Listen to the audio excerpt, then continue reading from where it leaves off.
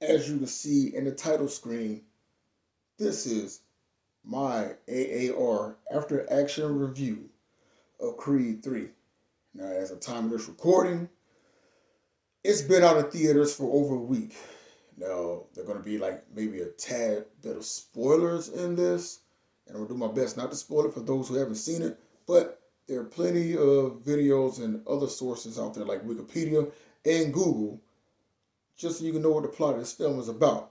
I'm just here to let you know my ups, my downs, and my improvements or what I like to see moving forward with this franchise if it continues to go past Creed 3.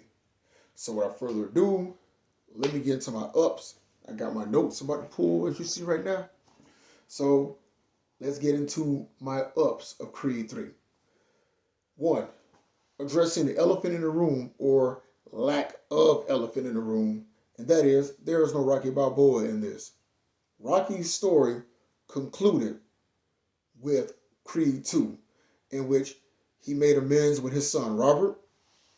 Finally, he meets his grandson, and he tells Adonis, "Hey kid, this is your turn.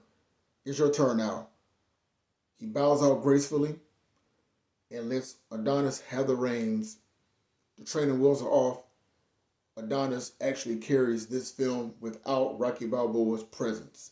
That's one of the major things I like moving forward and not having to keep relying on the past for nostalgia's sake, just to move a franchise forward. And for that, I like that a lot. My second thing I like, Michael B. Jordan's directorial debut. To me, he did well. And for him to direct this film, star in this film, and keep himself in physical conditioning the way he did, hats off to this brother for pulling triple duty doing that. And wow, there are folks out there that may have doubted him, but he passes with flying colors in my book. So kudos, 2 thumbs up. Damn, I know she spelled, but 2 thumbs up to Michael B. Jordan for that. My third thing, Jonathan Majors as Damian Anderson. I'm going to say that Jonathan Majors was a better fit for this film than he was as Kang in Ant-Man 3. Now, I did say in my video review of Ant-Man 3 that Jonathan Majors was the best part of that movie, in which he really is. It's just that a serious villain like that of Kang did not fit with the very silly dynamic that Ant-Man 3 had.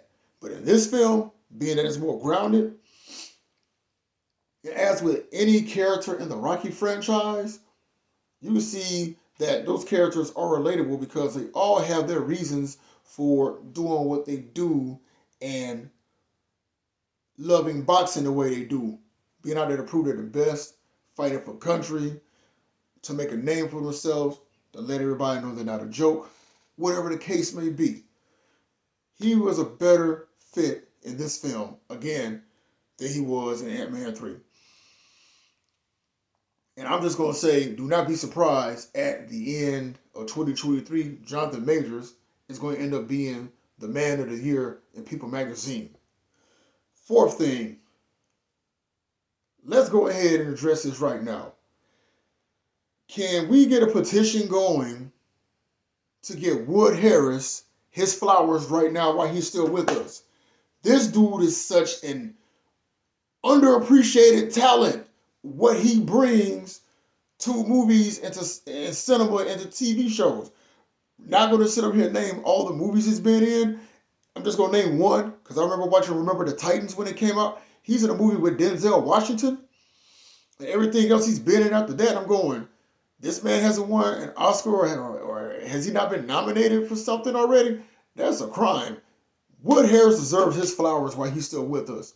That's all I got to say about that. Let's not wait some 20 to 40 years to finally acknowledge this man for what he has done. Give this man his lifetime achievement now.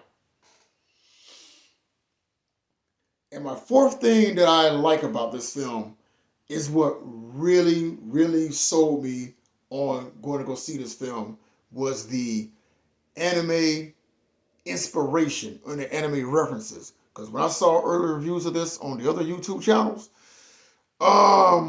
they had me at anime references. And being the fact that Michael B. Jordan is a fan of anime and seeing how he takes his love for anime and some of his favorite anime and combines it into this film while keeping it grounded, that's 2 thumbs up and kudos from me, and that's good. And for those that watch anime, other than just Dragon Ball and Naruto, even though you can see in the fight scenes and the training montages, there's other anime out there besides those 2. In one particular anime that it really borrows inspiration from is a boxing anime by the name of Hajime no Ippo. One of the fight scenes that Adonis is in, you actually see it as he's taking a pummeling, he's actually observing where his opponent is leaving himself open. And I'll go, wow, that borrows heavily from Hajime no Ippo, where Ippo fights an opponent and he says, oh wow, he does this, he leaves himself open for his attack, and Adonis capitalizes on it. Also, when you see his fight scene with Damien, there's some anime inspiration from that, where you can see these 2 looking at each other from across the rings on their respective stools, and they see each other as their younger selves. And I'm like, that definitely reminds me of something that you see in Naruto, and what you see guys that are supposed to be like this, like brothers, and they just come to blows over differences or for whatever personal reasons. There's also another part in there where they double punch each other, like each other at the same time, and that borrows from any anime in which 2 characters are fighting, again, for whatever reasons, and it brings that whole anime-inspired dynamic to those fight scenes where the fight is not just for right or wrong, it's just personal, but you also look at it as like, these guys are like brothers, wow, I guess they just had to get some stuff off their chest.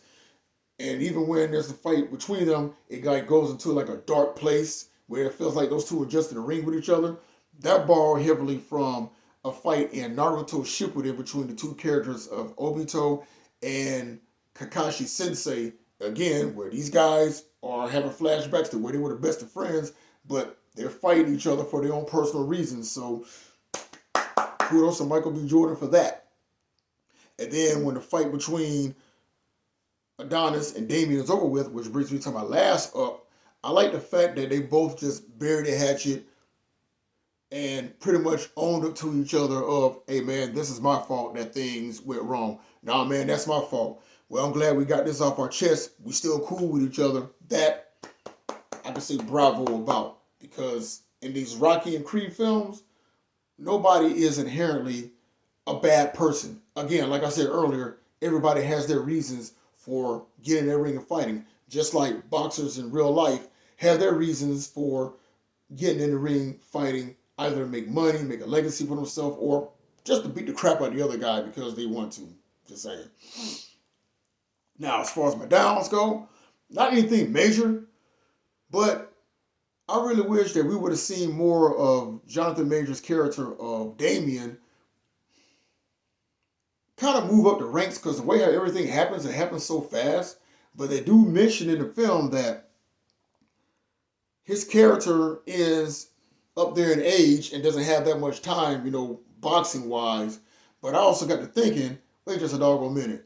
In real life, people said the same thing about George Foreman back in 1994, that he was an old man. But George Foreman, and go look this up, at the age of 45, George Foreman becomes heavyweight champion by knocking out a guy in Michael Moorer who is 20 years younger than him.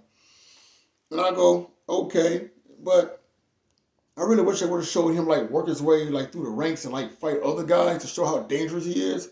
Matter of fact, I really wish I would have showed a fight scene between him and Victor Drago. Yes, Victor Drago is back in this one, just saying. I really wish I would have shown him fight Victor Drago, because we already know how dangerous Drago is. The name alone, Drago.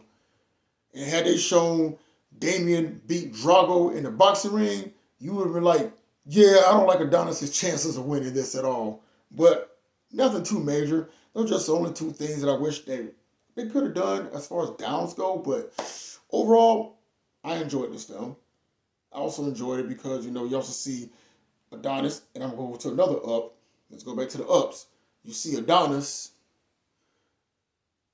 living off of him being a retired champ off his name, being a fight promoter, but you also get to see that family dynamic side of him, that family guy, not Peter Griffin now, I'm just saying, but to see that family dynamic where you see him, how he interacts with his daughter, how he and Bianca, they have their differences on how to raise a daughter. Nothing too major though, because there's one part in the film where their daughter gets bullied by a little girl and she just, bam, just knocks this girl clean out. And Adonis is like, well, the little girl, what's bothering her? And Bianca's like, hey, this is not what we want to teach our daughter because she does look up to you. And it makes Adonis say, yeah, you know what, you're right. But it still doesn't stop him for training his daughter how to take care of herself because she looks up to her dad. And I think that's pretty cool, seeing him in that father dynamic. So that's pretty cool. But as far as improvements go, I don't see any improvements with this. My thing is if Creed 3 is the last time we see Adonis on the screen, I'm cool with that because I don't want the franchise to get ran into the ground just to make money off of it. You know what I'm saying? I mean, the strike while the iron is hot because you don't want to get too cold, and then try to strike it again, but the sizzle and the flame has already died down off of it. So if this series does end with Creed 3, I'm all for it. I'm all for it. I really am. But like I said, overall, I enjoyed this film. I would definitely recommend it to people who love boxing. I would definitely recommend it to people who love anime. Shoot, recommend it to people who love both boxing and anime. Because, again, Michael B. Jordan, regardless of folks calling that man corny, nah, no corniness at all. He's doing the damn thing. And he did very well with this film. So, again, dude, bravo. And with that being said, I will see y'all on the next one.